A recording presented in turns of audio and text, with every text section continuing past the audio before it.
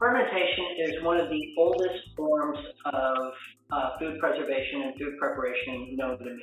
In terms of why we do fermented food, it's not so much that it's great for preservation because we have refrigeration nowadays. It's not so much as delicious because it is delicious, but it's sour. People have to get used to that, and the texture is different, this and that. But really, the health benefits, when we cut out fermented foods because of refrigeration, we really lost an essential part of our nutrition, our diet. So that's the living bacteria of our food.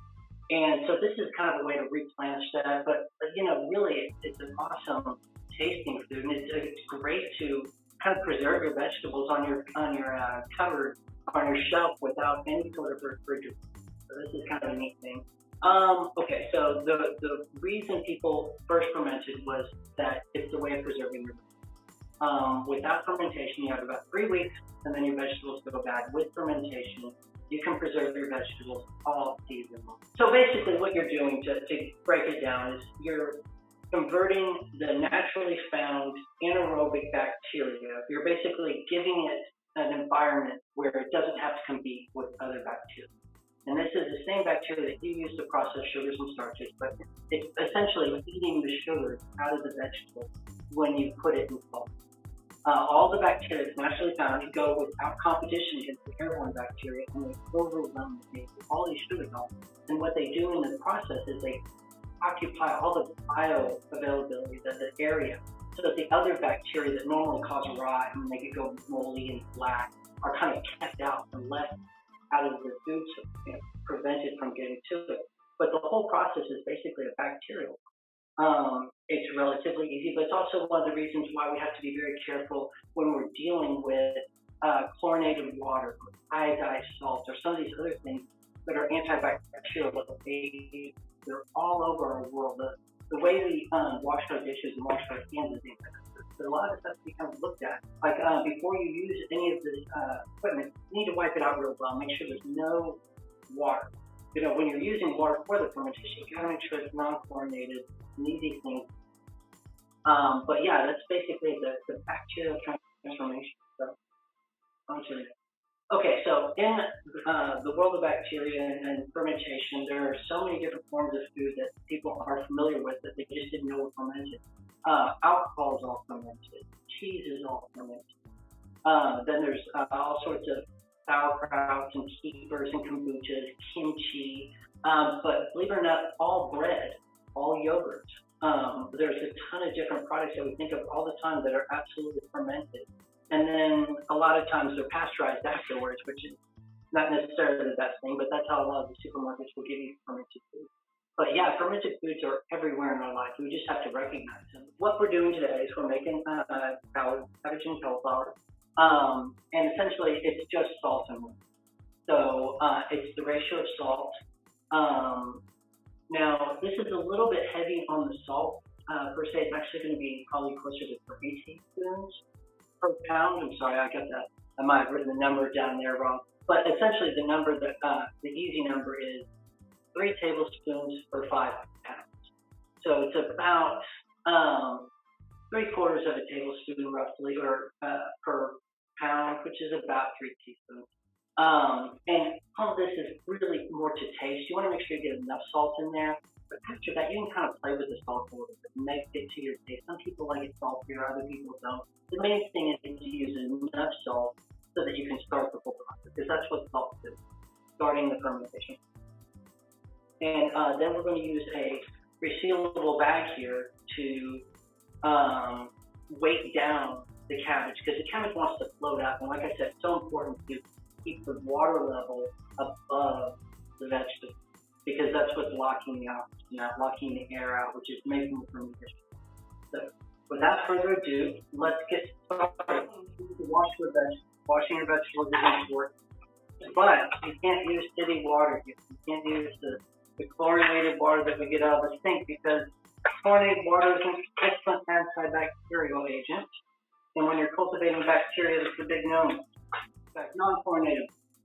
I'm just going to give it a little bit of a whisk, just to kind of knock off any sort of dirt or any extra pesticides. I mean, that's weird. You never know about it. Okay, so the first thing we're going to do today is we're going to take the core out.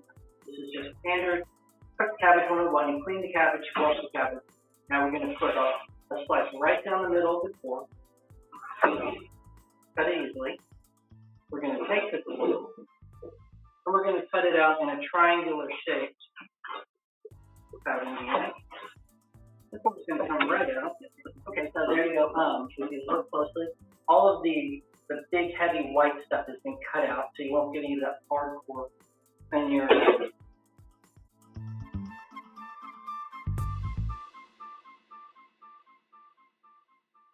How you make a cabbage? You can cut the cabbage up in any size that you want. If you want a really fine sauerkraut with extra, you can cut it extra fine. I like mine a little bit more rough. So what I do is I just cut it down the side of the cabbage, which will give it sort of a lettuce-looking type thing.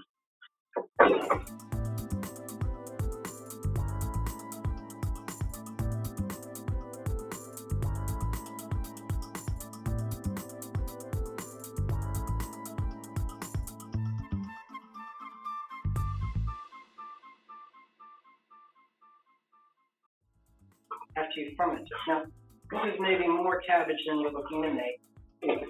What I'm going to do is, I'm going to approximate. This is 4 pounds, and it's probably going to be about 2.5, maybe a little bit more tablespoons. So there's 1 tablespoon. There's another tablespoon. And there's about half of it. Any salt is fine. I think that high quality Himalayan salt or a sea salt is the best because it's been neutralized. Like anytime you find salt in nature, it's been all the magnesium and calcium and all the naturally found elements have already gone. When you make salt, just sodium chloride, it's hungry and wants to bond with all those elements. So a lot of times it leaches those elements out of your body. So a good salt like Himalayan salt or naturally found sea salt is what I recommend. Regular sodium chloride table salt works. The one salt that does not work is iodized salt. So whatever version of any of these things, if it has an iodized version, you don't want to use that. Iodine will bond and take and do strange things with it. So that's the one caveat is no iodized salt. All the other salts will work. I recommend a good natural mountain salt. So okay, now we've salted our cabbage, and what I'm going to start doing is I'm going to mix it up. Okay.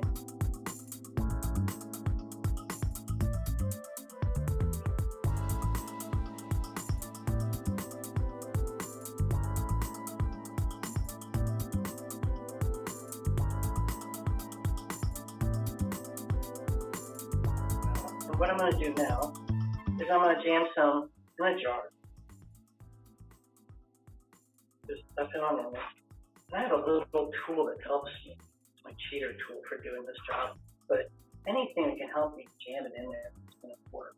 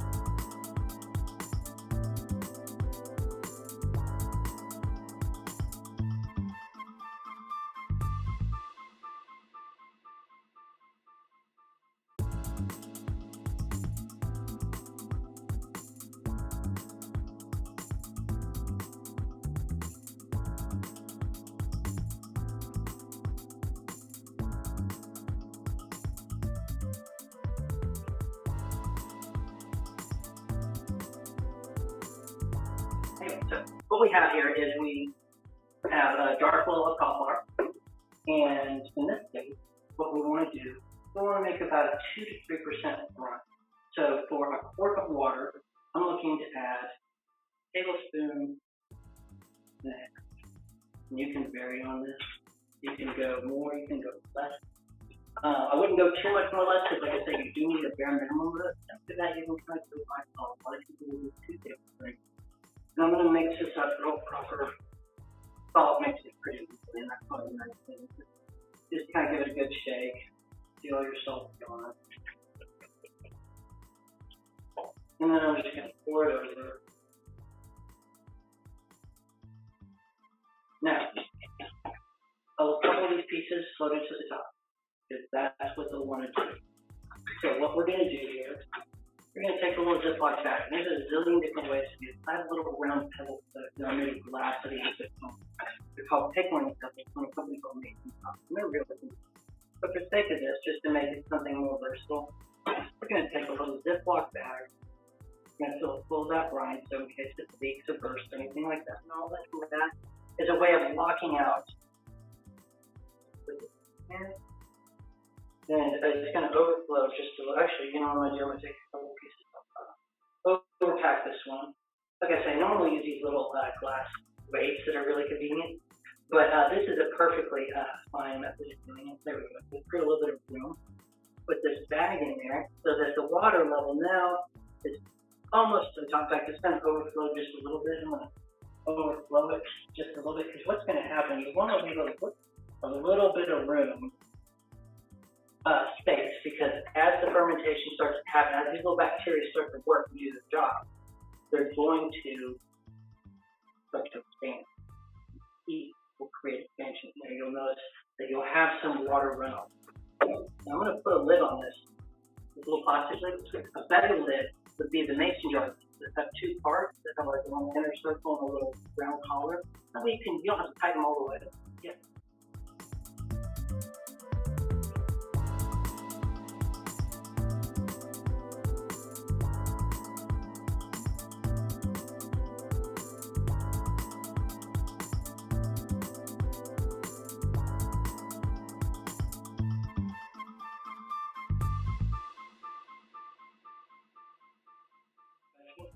Basically, in the first 3 days, the bacteria will go crazy. So that's where you'll see with the good ferment, where you'll see all the bacteria begin to produce all this CO2 really go out.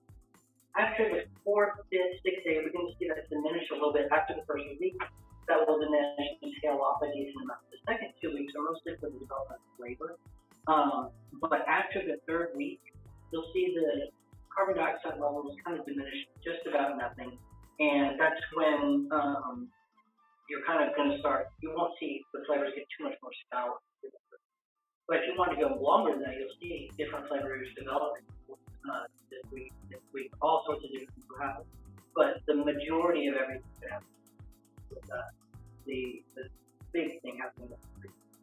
So, there we go. These are our ferments, and I'm going to heat these up in about 3 weeks. I might touch into the cauliflower and too. Sometimes the vegetables go a little bit quicker than the cabbage. The cabbage is a longer ferment, but whatever. And yeah, that's what we're looking at today.